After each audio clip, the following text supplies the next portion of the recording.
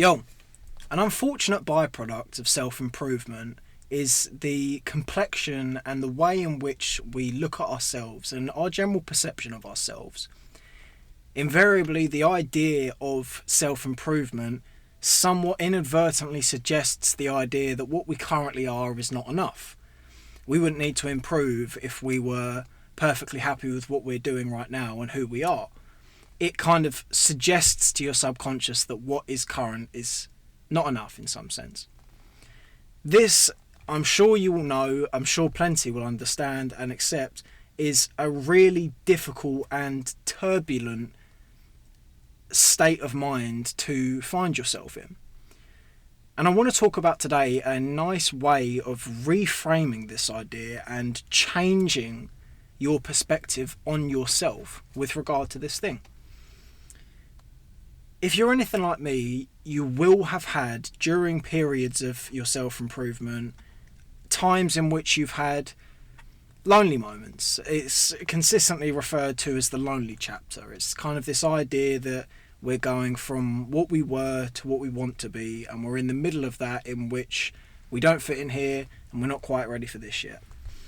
That inherently brings with it loneliness, a lack of friends, a lack of connections. And a question I asked myself, and from other people I've spoken to, seems to be something that is widely percolated, is this feeling of, I wish I had people that were like me. I wish I had people that understood me.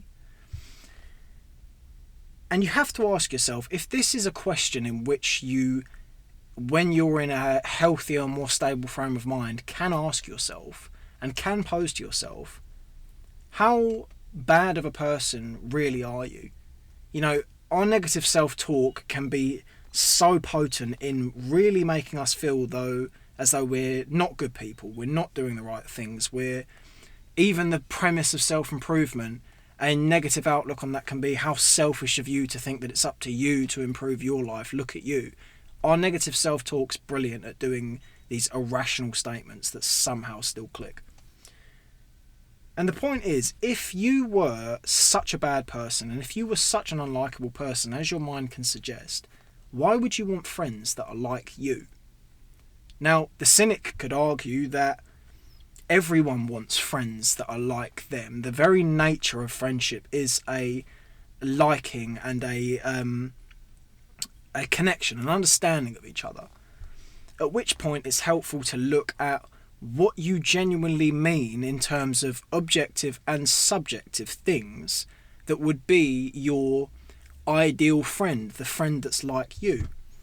For someone who lives a hedonistically based lifestyle, this would be a party goer, go about town, have a fucking laugh, that sort of person. I'm not saying that you can't have a laugh if you improve, but you get my point. That would be the qualities that they would look for in their friends. That would be what they deem like them.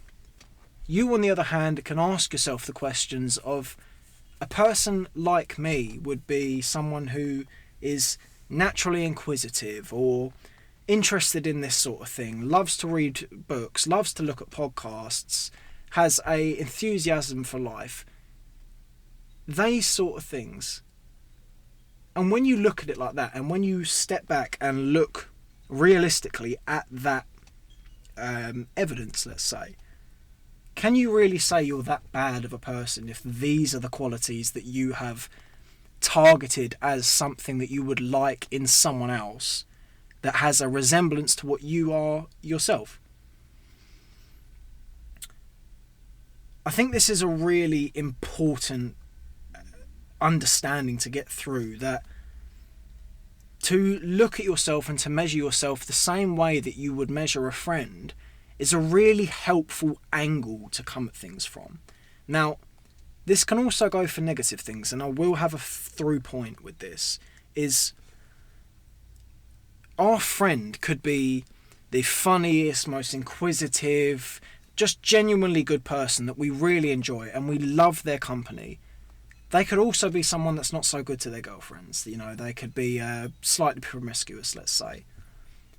That would very unlikely deter us from that person. We would not hold them up to the light on that. We might say to them at points, you know, you shouldn't do that. But it would very unlikely be something that we would lose our friendship for them for. But it is undisputed that it is a genuine fault, and it's a definite fault. In which case, if we can look at other people that way, why can we not afford ourselves the same level of kind of acceptance and understanding that we're not all good, we have our faults, we can't always get things right, and we naturally have things that we're not so good at, our weaknesses. This is not to say that you excuse those weaknesses because if your friend did it, you'd be fine with it, so you can do it. I'm not saying that. We have to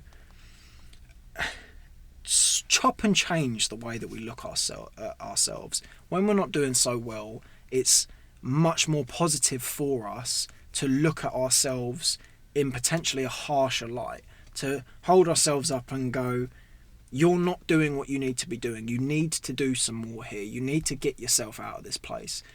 And when we're doing well, but are having these negative thoughts come in, it's much better for us to change that angle and look at it from an angle like this one.